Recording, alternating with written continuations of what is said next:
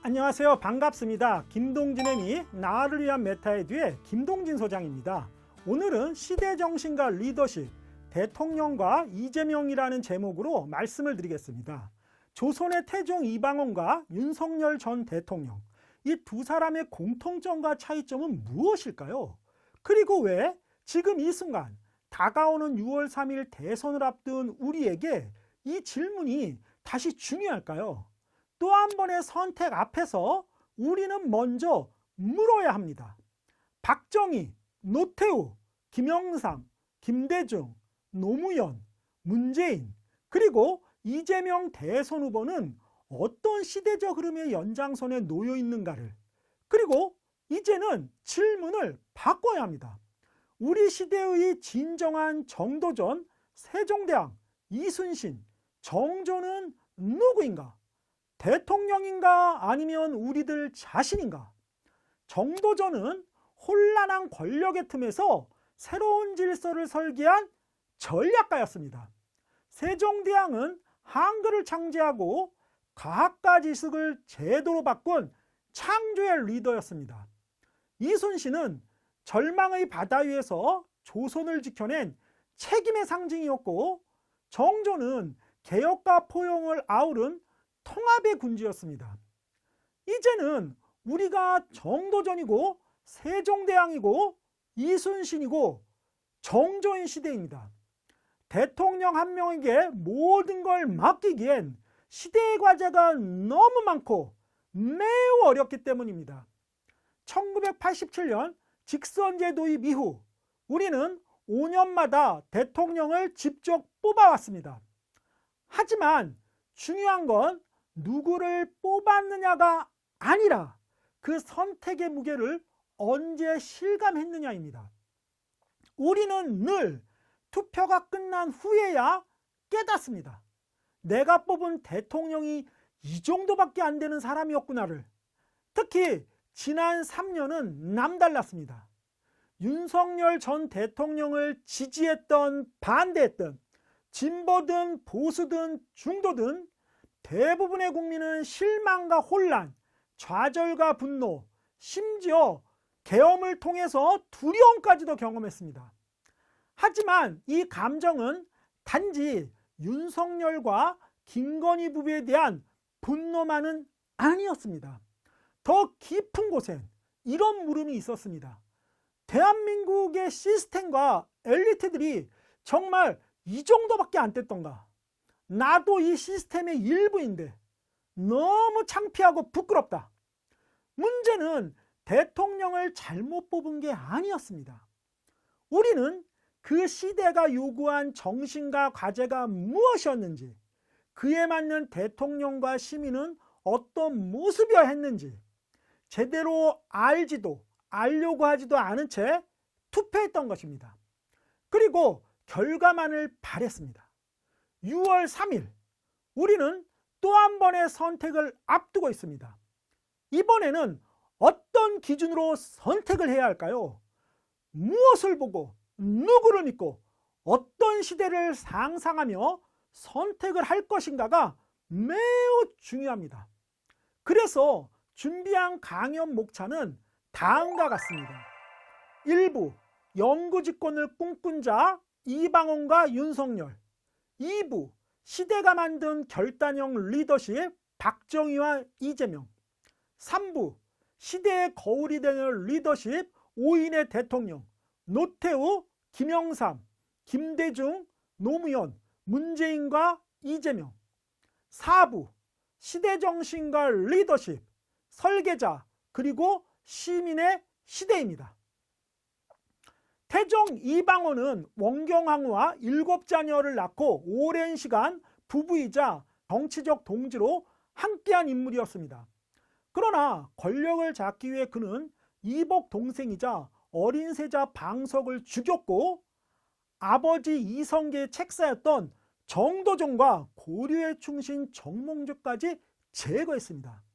왕권의 길 앞에서는 형제도 충성도 예외가 아니었습니다.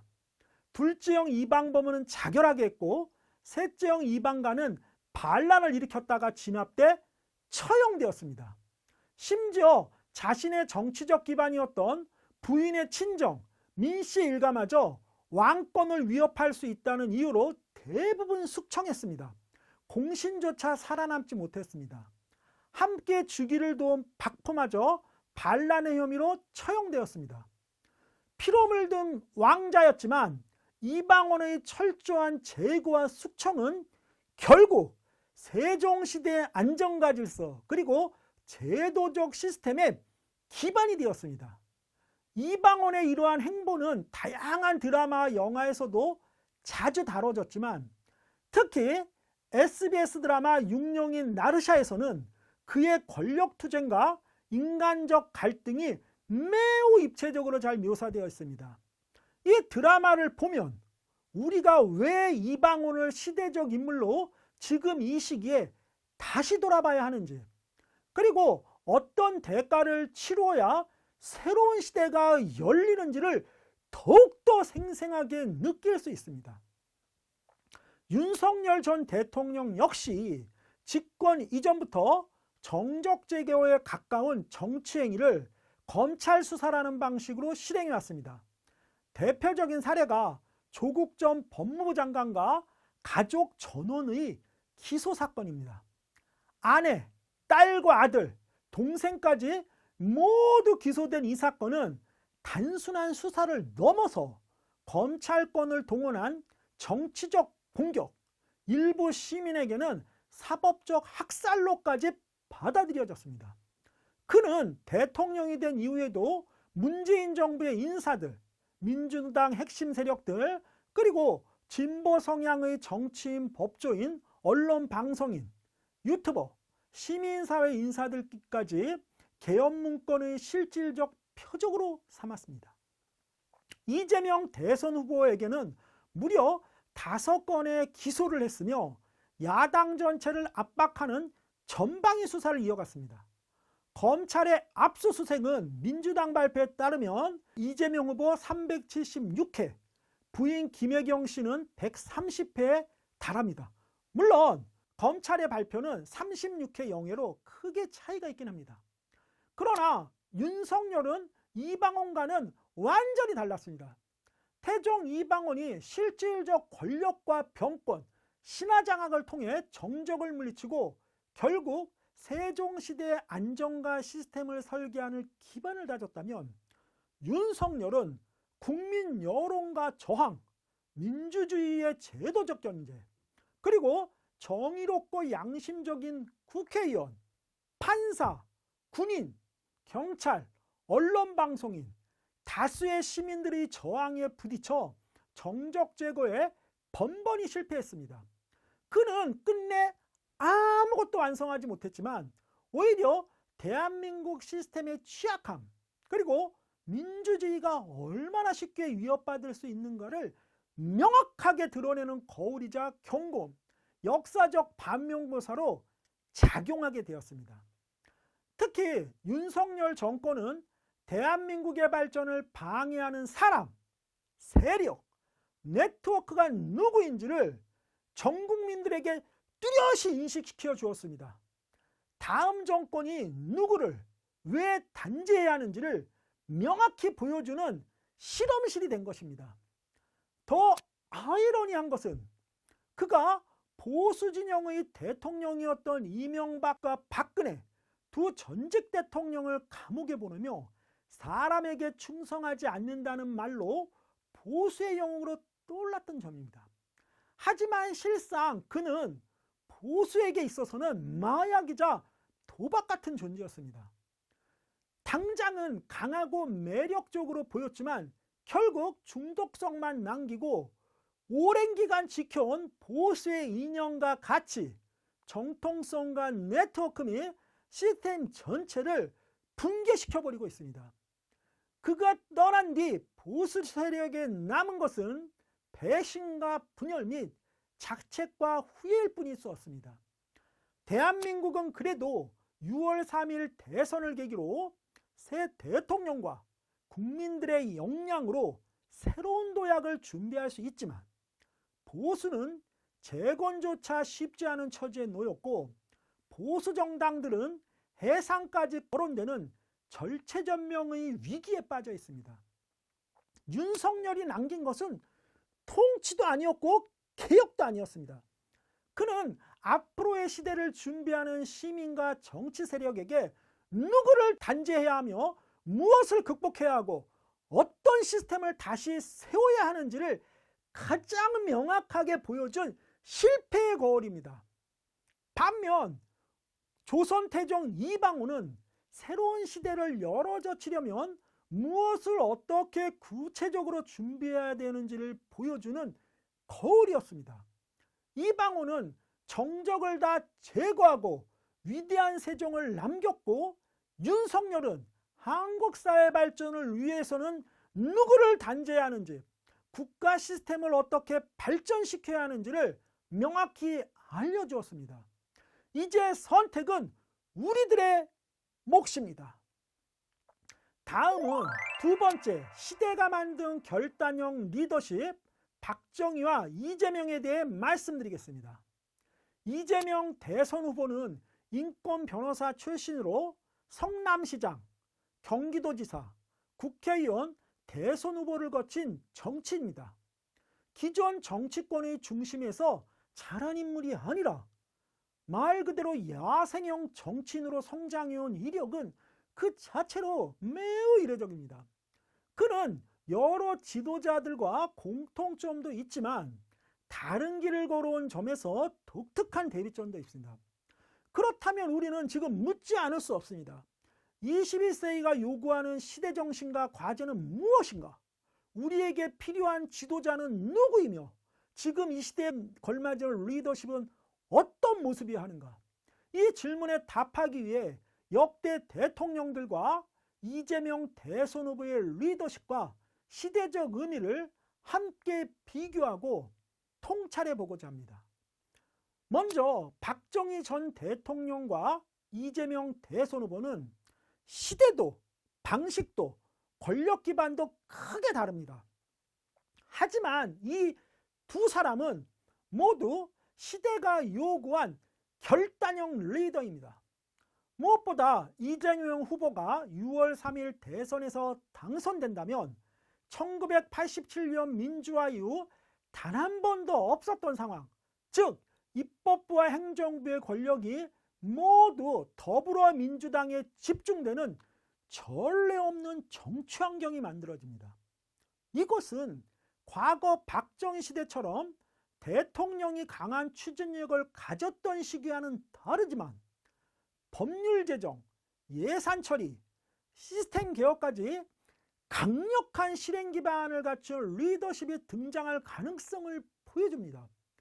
이재명 후보가 대통령이 된다면 결단형 리더십이 다시 한번 제도권 안에서 본격적으로 작동할 수 있는 구조가 완성되는 셈입니다. 박정희와 이재명은 출신과 성장 환경부터 눈에 띕니다.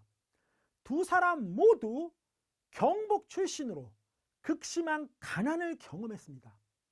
박정희는 구미에서, 이재명은 안동에서 태어났습니다.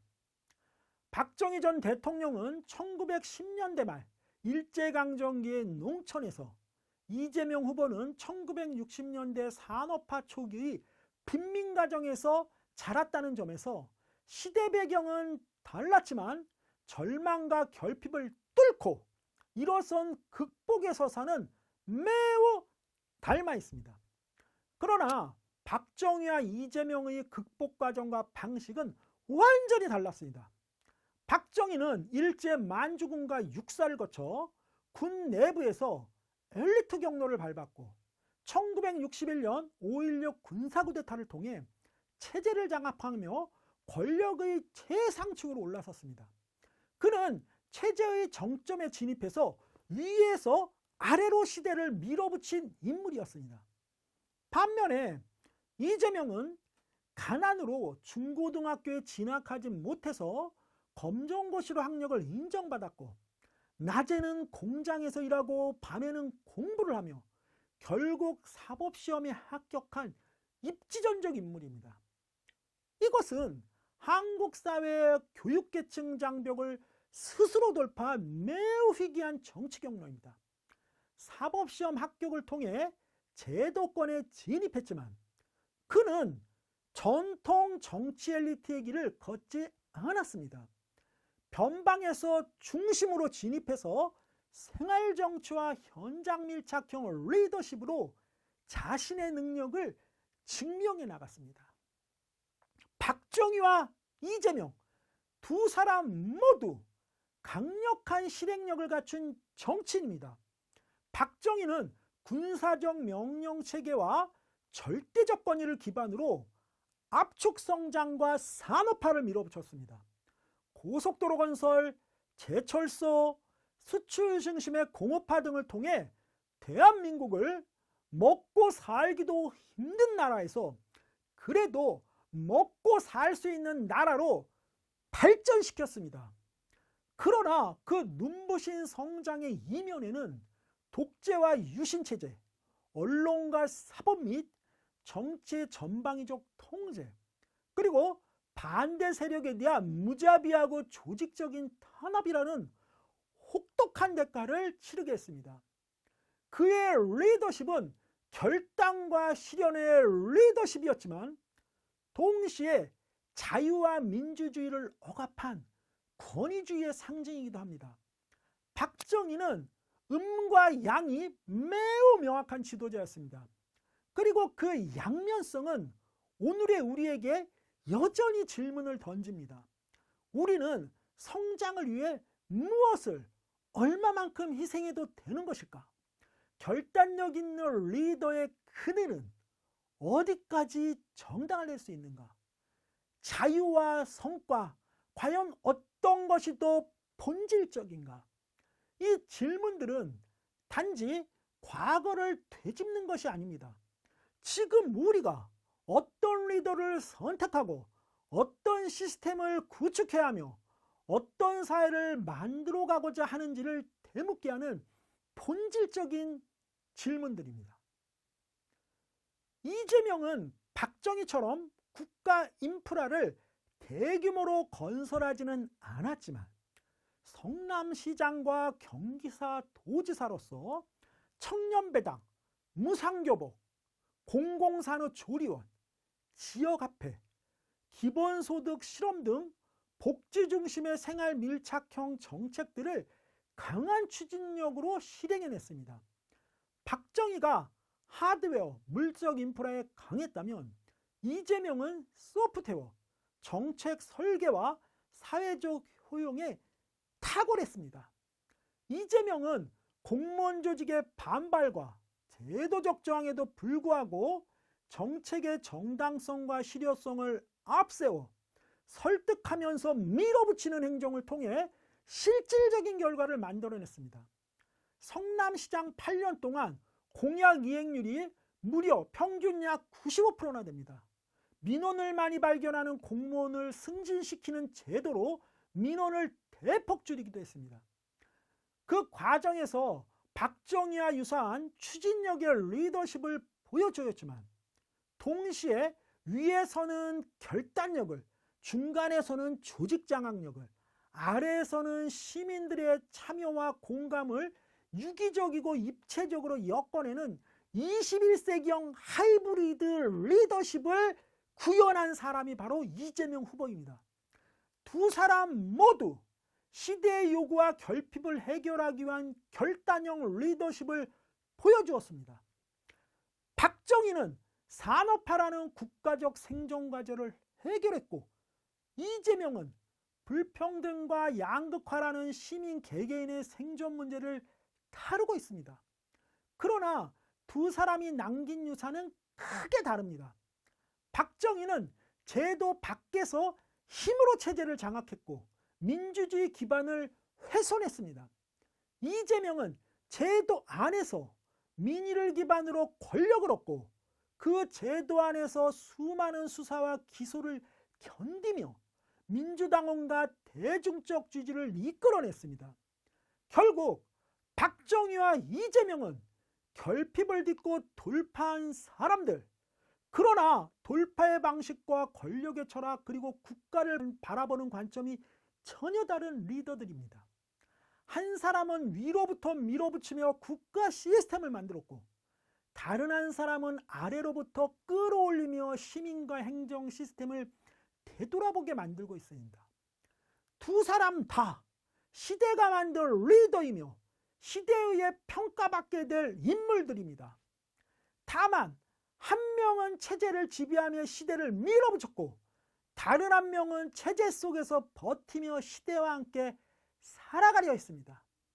그 차이가 앞으로 우리가 선택해야 할 리더십의 방향을 분명히 보여주고 있습니다. 다음은 3부 시대 거울이 되는 리더십, 5인의 대통령 노태우, 김영삼, 김대중, 노무현, 문재인과 이재명입니다.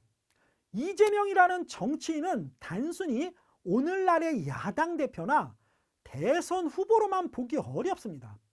그의 리더십은 박정희처럼 강한 추진력과 결단력을 가진 지도자의 계보에 서 있으면서도 노태우, 김영삼, 김대중, 노무현, 문재인 등 역대 대통령들이 보여준 서로 다른 시대 과제와 리더십 스타일을 교차하며 반영하고 있기 때문입니다.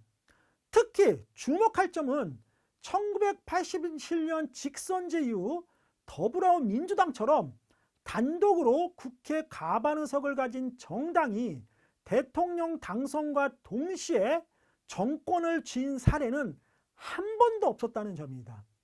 만약 이재명 후보가 오늘 6월 3일 당선된다면 대한민국은 국회와 행정부 권력을 한 당이 쥐게 되는 전례 없는 정치적 전환기를 맞게 됩니다.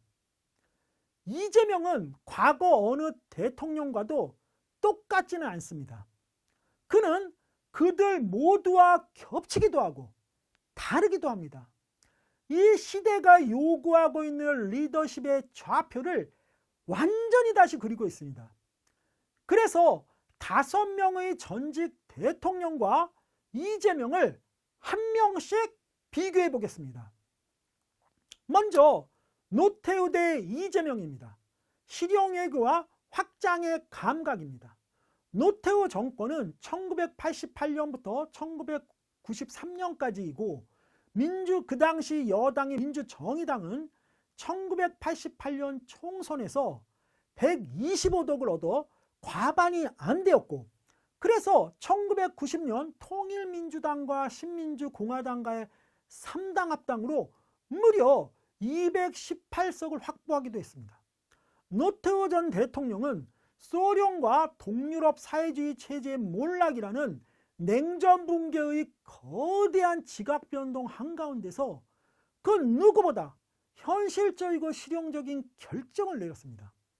그가 단행한 북방 정책은 중국, 소련, 헝가리 등과의 수교라는 역사적 사건으로 이어졌고, 이것은 대한민국이 단순한 방공국가를 넘어서 88년 올림픽을 계기로 글로벌 외교국가로 전환하는 결정적 계기가 되었습니다.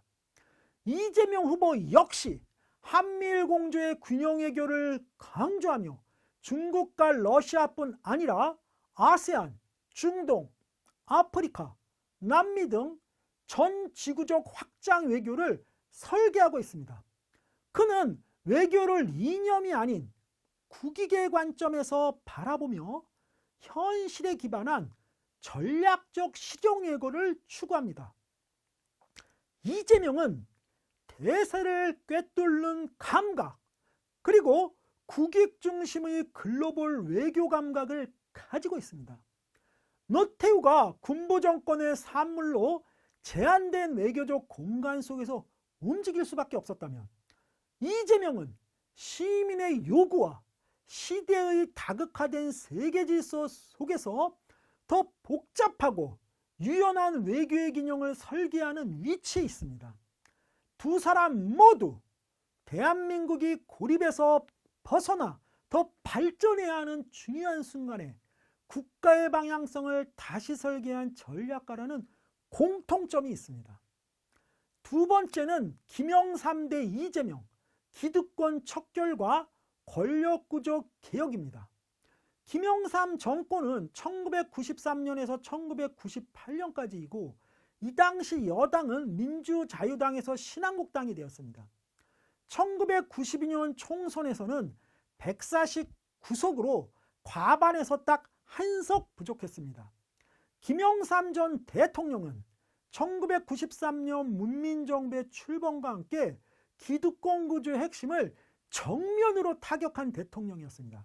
그가 단행한 하나의 척결과 금융실명제 전격 시행은 단순한 정책이 아니라 군부 권력과 불투명한 자본 권력이 일어난 양대 기득권을 해체한 정치적 결단이자 시스템 개혁의 서막이었습니다. 그는 말보다 행동으로 보여주었습니다. 군내 사조직인 하나회는 하루아침에 해체되었고 대한민국 금융 시스템은 자명계좌가 사라지며 투명성의 길로 접어들게 되었던 것입니다. 그 순간만큼 대한민국은 군중심에서 시민중심으로 음지의 금융에서 양지의 금융으로 이동을 한 것입니다. 이재명 역시 내련 세력뿐만 아니라 현대판 기득권 카르텔인 검찰, 사법, 금융, 일부 언론과 종교 권력이 얽힌 비공식적 권력 네트워크를 내란 동조 세력으로 규정하며 정면 돌파하기를 분명하고 있습니다. 그는 이 세력들을 척결하지 않고서는 헌정실서는 다시 무너질 수 있다고 경고합니다. 동시에 그는 현금 없는 사회, 자산 흐름의 실시간 공개, 디지털 기반의 자금 시스템 개혁을 통해 불투명한 자본의 이동을 차단하고 정보 접근이 가능한 시민 모두가 공정한 기회를 누리는 사회를 만들겠다고 주장합니다. 이것은 단순한 금융정책이 아닙니다.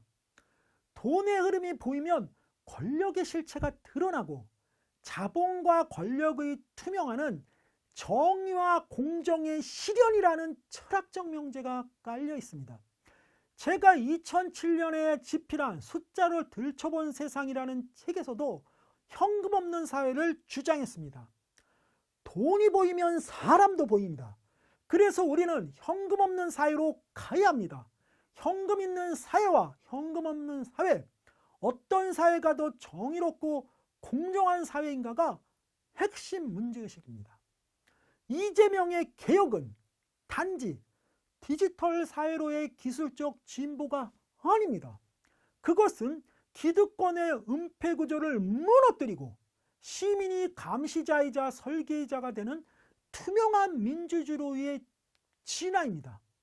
김영삼이 1990년대 기득권 해체 1.0을 실현했다면 이재명은 21세기형 2.0 버전의 리더로 새로운 시스템 개편을 실행할 역량과 조건을 충분히 갖추고 있습니다. 세 번째는 김대중 대 이재명, 위기관리와 포용적 실용 리더십입니다. 김대중 정권은 1998년에서 2003년까지이고 1996년 총선에서는 새정치국민회의 79석, 자민련 무려 50석, 통일민주당 15석이었고 2000년 총선에서는 새천년민주당 115석, 자민련 17석으로 과반이 안 되었습니다. 결국 자민련과의 연립으로 국정을 운영할 수밖에 없었습니다.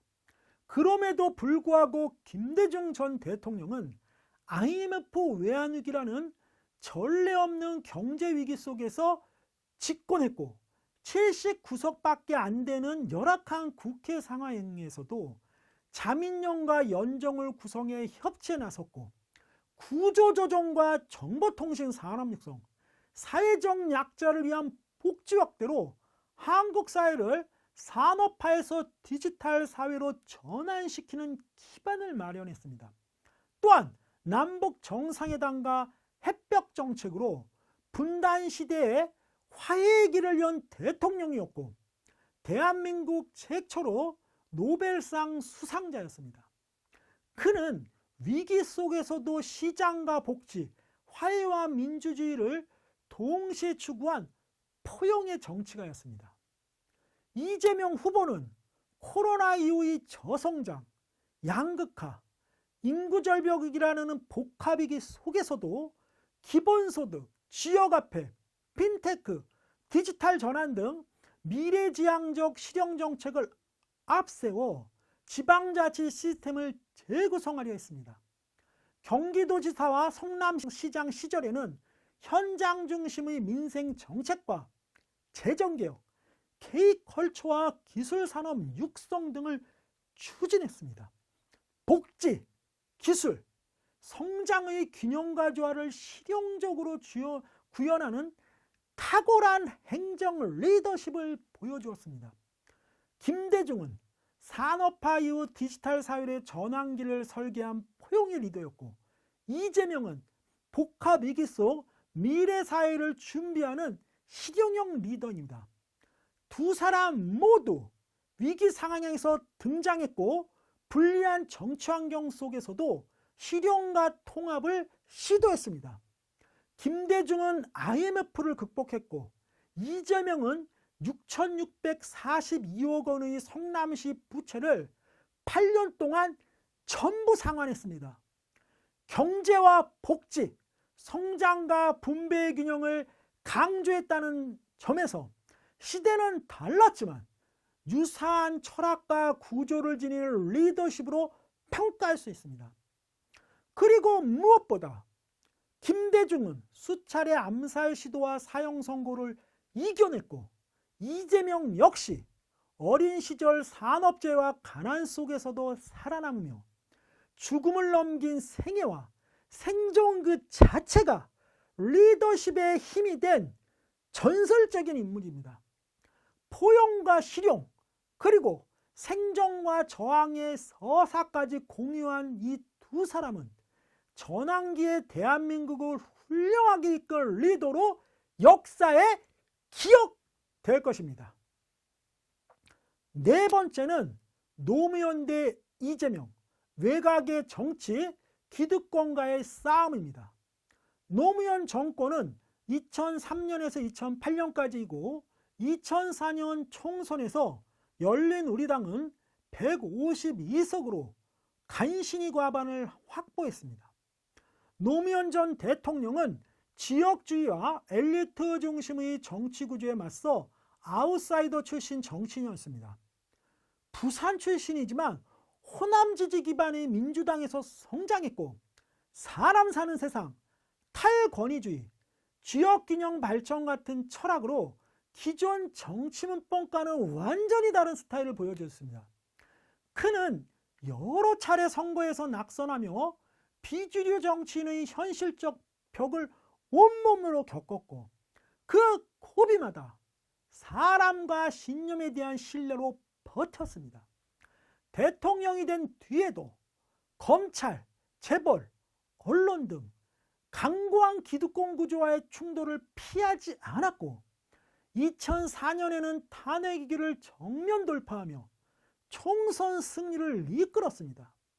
노무현의 정치적 여정은 중앙정치 왜곡에서 중심을 흔든 생존과 싸움의 기록이었습니다. 노무현이 이상과 원칙으로 기득권에 맞섰다면, 이재명은 구체적인 정책의 실현으로 돌파했습니다.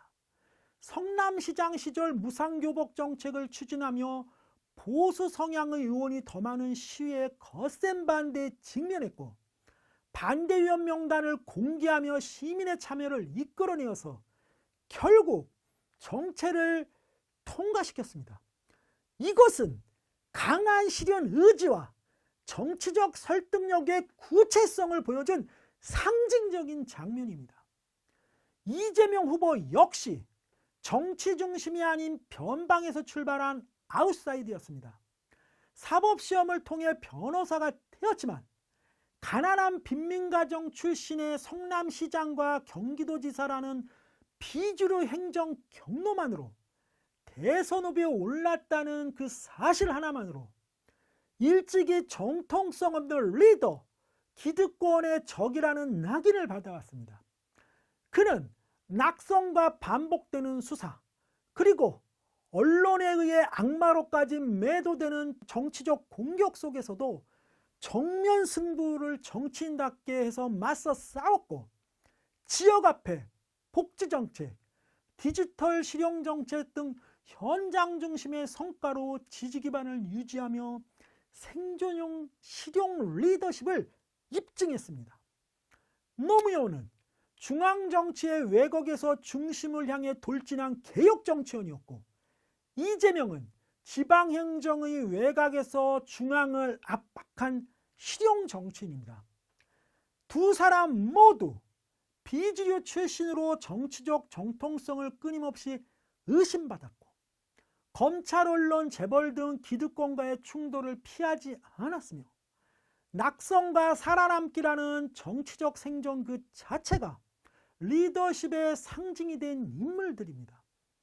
또한 노무현은 탄핵이라는 정치적 고비, 이재명은 반복되는 수사와 사법 리스크 및 테러라는 현실을 버텨내며 외곽의 리더십이 어떻게 주류 세력과 싸워서 지지 않을 수 있는지를 실천으로 증명했습니다.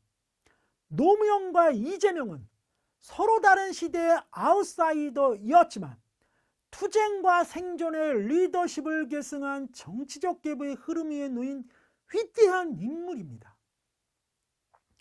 다섯 번째는 문재인 대 이재명 안정과 한계 및 계승과 극복입니다.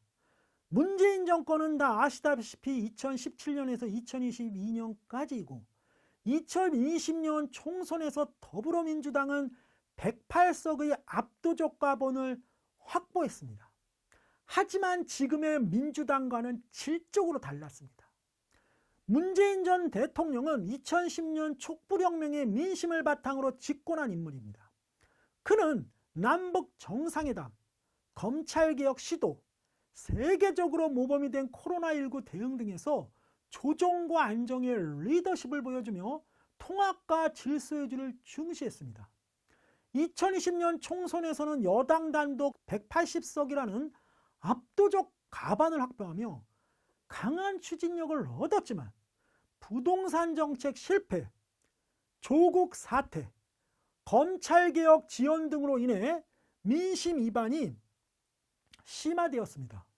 이것은 결국 정권 재창출에 실패하는 안타까운 결과로 이어졌습니다. 특히 그는 검찰개혁을 약속했던 윤석열을 무리하게 검찰총장에 임명하며 개혁을 추진하려 했지만 결과적으로 조국 전 장관과 가족들이 전방위적으로 기소되는 상황을 제대로 통제하지 못했습니다. 이 사건은 민주진영 내부의 신뢰 붕괴와 개혁 동력 상실의 결정적 전환점이 되었다는 평가도 있습니다. 문재인의 리더십은 촛불로 형성된 질서를 제도하고 안정시키는 통합형의 리더십이었습니다. 그러나 그 안정은 때로 기득권과의 충돌을 회피하는 한계로 나타나기도 했습니다. 이재명 후보는 문재인 정부의 주요 성과는 계승하면서도 정권의 유지만으로는 부족하다는 문제의식 속에서 권력 구조와 사회 시스템 자체를 재편하고자 하는 정치인입니다. 그는 성남시장과 경기지사를 거쳐 중앙정치로 진입했으며 기득권과의 타협보다는 정면 돌파를 택하는 실용주의 리더십을 추구했습니다. 기본소득, 지역화폐, 부동산 과세개혁, 디지털 전환 정책 등을 통해 문재인 정부의 공정과 복지 기조는 계승화돼 더 과감하고 구조적인 변화를 시도하고 있습니다. 그는 여러 차례 대선 과정에서도 정권을 이어봤는데 그치지 않고 촛불 정신을 다시 불태우겠다는 계승과 극복의 리더십을 선언하며 정권 재창출이 아닌 시스템 재창조를 목표로 삼았습니다. 문재인은 촛불로 형성된 질서를 제도하고 안정시키는 리더, 이재명은 그 질서를 넘어 다시 설계하는 재편의 리더입니다. 두 사람 모두 촛불 시민의 지지를 기반으로 한 민주진영의 지도자이고 불평등화나 기득권개혁이라는 시대적 과제를 공유했으며 복지, 공정, 디지털 정책 등에서 정책적 연속성을 보여주고 있습니다. 그러나 문재인은 조정과 타협의 리더십, 이재명은 돌파와 재구성의 리더십을 대표합니다. 이재명은 문재인의 계승자이자 동시에 극복자로서 촛불과 계엄 이후의 정치가 어디로 가야 하는지를 다시 묻고 그 해답을 실용과 구조개혁에서 찾으려고 하는 진정성 있는 리더입니다. 마지막 4부는 시대정신과 리더십, 설계자 그리고 시민의 시대입니다. 정도전은 시대를 설계했습니다. 세종대왕은 한글을 창조했고 과학과 지식을 제도로 만들어 나누었습니다. 정조는 개혁과 포용을 병행했고 이순신은 절망 속에서 조선을 구했습니다. 이순신이 끝내 승리할 수 있었던 이유는 역사 속의 많은 위정자들처럼 자기 자신이나 가족과 정파가 아닌 조선을 위해 죽음을 두려워하지 않았기 때문입니다. 이들은 모두 권력으로 시대를 지배한 것이 아니라 대의와 가치, 질서와 언어, 책임과 헌신으로 시대를 이끈 위대한 인물들입니다. 이재명은 박정희의 결단력과 추진력, 김영삼의 과감한 개혁, 김대중의 실용과 포용, 노무현의 희생과 투쟁, 문재인의 균형감과 안정성까지 다양한 리더십의 종약을 지녔지만 그는 그 누구의 모습도 아닌 자기만의 방식으로 진화해온 독특하고 창조적인 리더입니다. 정치의 중심과 변방을 모두 경험한 이재명은 이상과 현실, 실용과 갈등, 성과와 상처를 끌어안으며 정치를 삶의 언어로 번역하는 시대정신이 투철한 창조적 인물입니다. 그러나 이제 질문은 그에게서 우리에게로 향해 합니다. 우리는 이재명을 어떻게 기억할 것인가? 그는 과거를 잇는 계승자인가 아니면 새로운 시대를 설계한 개척자인가? 동시에 우리는 노무현 전 대통령을 절대 잊지 말아야 합니다. 김대중, 노무현, 문재인은 정적을 제거하거나 탄압하지 않았습니다. 하지만 이승만, 박정희, 전두환, 노태우, 이명박, 박근혜, 최근에 윤석열은 어땠습니까? 악인들은 자신이 죽기 전까지 정적을 죽이기 위해 혼신임을 다합니다.